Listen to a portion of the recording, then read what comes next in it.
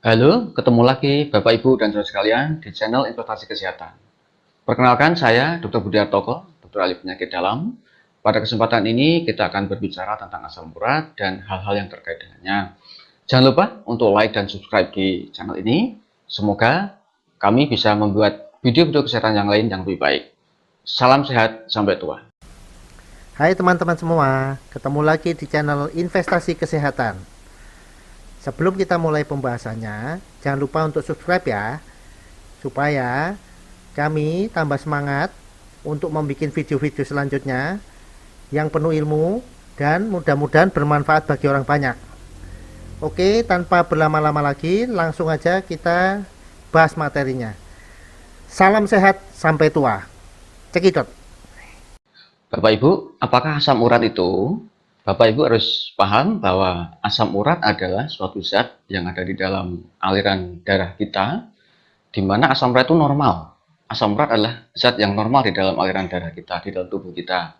Asam urat berasal dari metabolisme sel-sel tubuh kita sendiri. Begitu. Nah, asam urat normalnya ada di dalam kadar tertentu. Kalau Bapak Ibu melihat hasil laboratorium akan melihat nilai rentang normalnya. Biasanya nilai rentang normalnya sekitar 7. Untuk yang perempuan lebih rendah sedikit daripada yang laki-laki. Ada laboratorium yang menggunakan batas nilai 6 untuk perempuan dan nilai 7 untuk laki-laki. Nah, kadar asam urat yang normal ini dipertahankan dari produksi yang memang normal, setiap hari memang ada produksinya, dengan dikeluarkannya asam urat melalui fungsi ginjal yang normal. Dari makanan kita sehari-hari juga menghasilkan asam urat. Ada jenis makanan yang kandungan asam uratnya tinggi, ada yang standar. Kita mengenal ada misalnya organ-organ dalam atau jeroan, ikan sardin, kemudian seafood, bermacam-macam seafood, kemudian melinjo, emping melinjo, kulit melinjo, daun melinjo, dan mungkin ada beberapa jenis lain yang lebih sedikit kandungan asam uratnya. Nah, bagi orang yang memang secara genetik atau secara alamiahnya normal, mengkonsumsi hal-hal itu dalam jumlah yang standar memang tidak menimbulkan masalah khusus. Karena kadar asam urat tetap normal, dipertahankan normal dengan pengeluaran fungsi ginjal yang normal. Kemudian, bagi pasien atau bagi orang yang mengalami kenaikan asam urat, mungkin akan membawa masalah kesehatan tersendiri atau tertentu. Kenaikan kadar asam urat bisa karena faktor genetik atau faktor bawaan atau faktor alamiahnya orang itu. Bisa juga karena faktor-faktor komorbid. Komorbid itu yaitu adanya gangguan atau penyakit lain yang ada bersama-sama orang itu. Misalnya orang itu cenderung diabetes, dia punya hipertensi, dia punya lemak darah tinggi, dia punya kegemukan perut, terutama kegemukan perut ya. Nah, hal-hal itu juga cenderung menaikkan kadar asam uratnya. Kemudian orang yang mengalami gangguan fungsi ginjal, apapun penyebab gangguan fungsi ginjal, juga cenderung mengalami kenaikan kadar asam urat. Kemudian orang yang memang tipenya dalam tanda petik tipe pemakan ya, tipe pemakan di mana dia mungkin tidak terkontrol gitu ya, jadi suka makan yang jerohan-jerohan, makan seafood dalam jumlah yang banyak, dalam waktu yang cukup sering. Nah, dia juga akan cenderung mengalami kenaikan kadar asam urat. Kemudian, apakah kenaikan kadar asam urat selalu membawa masalah? Nah, kita perlu melihat kadar asam urat itu sendiri, karena mungkin kenaikan kadar asam urat tersendiri atau kenaikan kadar asam urat saja tanpa gangguan yang lain mungkin tidak menimbulkan gangguan tertentu.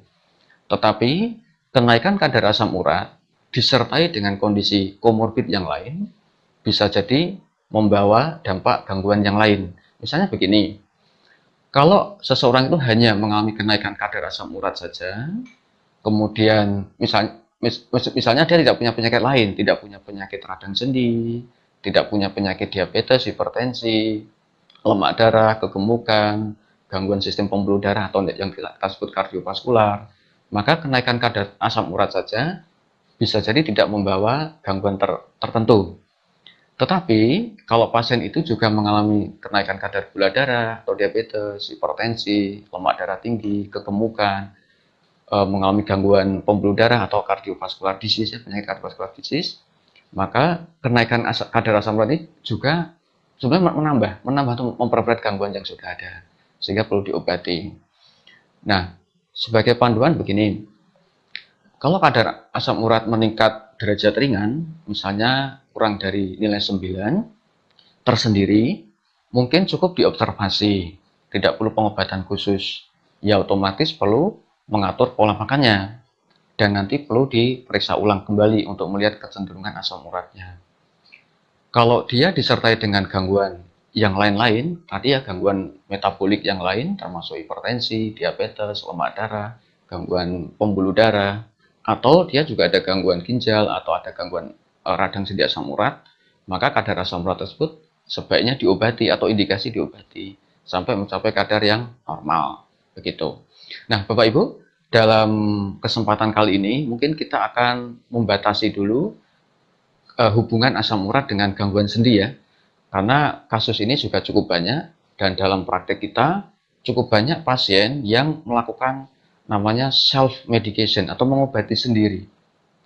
Nah, saya akan menggarisbawahi tentang mengobati sendiri karena ada beberapa pengalaman praktek klinis saya, pasien itu justru malah katakanlah jadi self management, jadi mismanagement. Jadi sebenarnya dia memilih obat yang salah. Obat yang seharusnya dipakai rutin malah tidak dipakai. Obat yang seharusnya jangan terlalu sering dipakai tetapi malah sering dipakai, akibatnya malah mengalami gangguan efek samping obat. Jadi dia mengalami gangguan asam urat yang belum terkendali dan gangguan efek samping obat, begitu. Nah, Bapak Ibu, asam urat yang kadarnya lebih tinggi dari batas normal bisa menimbulkan pengendapan di jaringan sendi atau jaringan lunak yang lain yang kita sebut topus. Kemudian pengendapan di dalam jaringan sendi bisa juga menimbulkan serangan radang sendi yang kita sebut arthritis gout. Nah, Bapak Ibu perlu diketahui bahwa pada kondisi seperti itu, maka kadar asam urat perlu diturunkan sampai mencapai kadar normal. Secara medis ada rekomendasi untuk menurunkan kadar asam urat sampai di bawah 6, dipertahankan jangka panjang, bahkan pada kondisi yang termasuk berat, dipertahankan di bawah 5 sampai jangka panjang juga. Tujuan mempertahankan kadar asam urat yang rendah ini adalah supaya tidak mudah terjadi pengendapan asam urat di jaringan sendi, di jaringan lunak, bahkan di jaringan organ ginjal, supaya tidak menimbulkan komplikasi terhadap organ-organ tersebut. Pada jaringan sendi dan jaringan lunak, supaya tidak mudah mengalami gangguan-gangguan nyeri yang berulang, sedemikian rupa sehingga pasien tersebut tidak mudah mengkonsumsi obat-obat pengurang nyeri atau obat kortikosteroid secara sering atau jangka panjang yang justru dampaknya adalah menimbulkan efek samping. Karena tidak jarang efek samping itu bisa fatal, Bapak Ibu. Efek samping penggunaan steroid malah menimbulkan kencing manis, menimbulkan infeksi, penggunaan obat anti nyeri, anti radang menimbulkan gangguan lambung, nyeri lambung, luka lambung, pendarahan lambung, kebocoran lambung yang membutuhkan operasi, bahkan gangguan ginjal. Nah, pada kesempatan ini kita menghubungkan asam urat dengan gangguan sendi, ya, karena ini yang cukup sering dikeluhkan pasien dan bisa kita lihat manifestasinya. Jadi pertama adalah yang kita sebut radang sendi asam urat akut, ya, atau arthritis gout akut, dalam bentuk serangan sendi yang terkena jadi meradang, memerah, sakit, nyeri gerak, ditekan sakit dalam waktu yang pendek. Misalnya pada malam hari atau sorenya kurang nyaman, begitu pagi hari bangun tidur terasa bengkak dan nyeri. Itu yang kita sebut radang sendi asam urat akut, ya, arthritis gout akut. Itu bentuk yang klasik. Bentuk yang lain adalah terjadinya penimbunan benjolan-benjolan di daerah sendi, sekitar sendi, di daerah urat, bahkan di telinga, di daun telinga, bahkan bisa juga di daerah di urat-urat yang agak jauh dari sendi. Itu yang kita sebut dengan topus. Topus ini bisa berlangsung sampai lama, berbulan-bulan, bahkan bertahun-tahun. Topus yang mengenai sendi bisa merusak struktur sendi, terjadi cacat sendi atau deformitas sendi, gangguan fungsi sendi, bahkan sampai tidak bisa berjalan. Kalau mengganggu sendi yang penting, misalnya sendi pergelangan kaki atau sendi lutut, gitu ya. Lupus juga bisa mengendap di organ ginjal, sehingga menimbulkan masalah ginjal. Nah, ini topik tersendiri ya. Kita membatasi pada sendi dulu. Nah, karena sendi ini mengandung serabut-serabut saraf yang peka terhadap nyeri, sehingga kalau ada gangguan sendi, radang sendi, akibatnya nyeri. Akibatnya pasien akan cenderung datang berobat atau melakukan self medication, berobat sendiri. Dia akan meminum obat anti nyeri, obat anti peradangan, atau mungkin dikombinasi dengan kortikosteroid begitu. Nah, yang mau saya garis bawahi di sini Bapak Ibu sebaiknya berkonsultasi dengan dokter ahli atau profesional kesehatan ya, supaya mendapat anjuran atau masukan atau pengobatan yang sesuai. Mengapa? Karena kalau tidak sesuai, Bapak Ibu nanti akan cenderung mengalami efek samping obat. Bapak Ibu yang cenderung mengalami nyaman dengan obat, akan cenderung mengulang obat itu untuk berulang-ulang dalam jangka waktu yang lama, khawatir terjadi efek samping. Jadi saya menggarisbawahi begini. Pertama, ada obat anti radang, anti nyeri yang penggunaannya adalah jangka pendek. Pengobatan jangka panjang adalah obat untuk mengendalikan kadar asam urat supaya asam urat itu dalam batas normal, bahkan sampai tadi nilainya di bawah 6 atau di bawah 5, tergantung pada situasi penyakitnya. Sehingga Bapak Ibu akan mendapatkan manfaat. Pertama, manfaat pengurang nyeri untuk jangka pendek yang optimal. Kedua, manfaat pengendalian asam urat jangka panjang supaya tidak mudah mengalami kekambuhan radang sendi asam urat.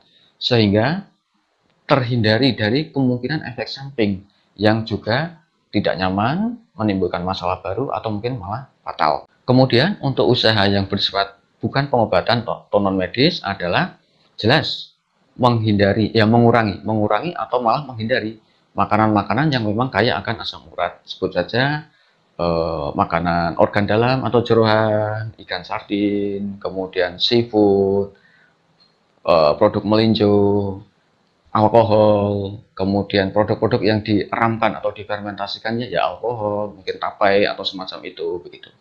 Kemudian begini, memang serangan asam urat itu, serangan radang sendi asam urat memang tidak selalu mudah diprediksi.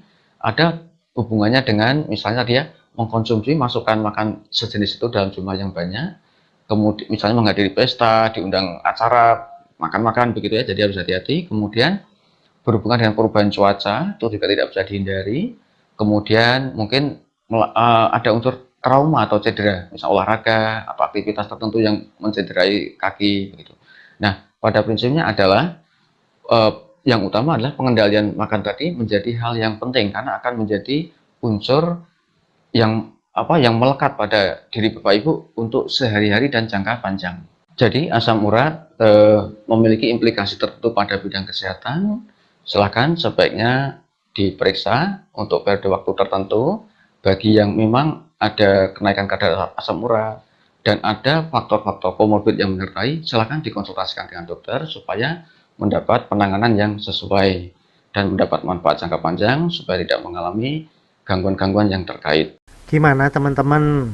Sudah pada mengerti apa belum? Nah, kalau udah pada ngerti, jangan lupa untuk di-like ya dan share link ini ke sebanyak mungkin media sosial supaya makin banyak orang yang mendapatkan manfaat dari menonton video ini. Nah, bagi yang belum ngerti atau ada pertanyaan, silahkan tulis pertanyaan dan komen Anda di kolom komentar. Oke, salam sehat, sampai tua.